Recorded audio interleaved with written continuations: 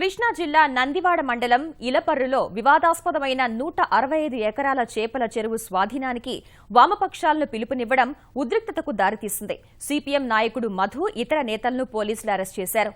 జనార్దనపురం, నాగవరప్పాడు, పోలుకొండ ప్రాంతాల్లో పోలీసులు గట్టి బందోబస్తు ఏర్పాటు చేశారు. 144 సెక్షన్ అమల్లో ఉన్నందున అనుమతి లేకుండా గ్రామంలో ప్రవేశిస్తే అరెస్టు చేస్తామని హెచ్చరించారు.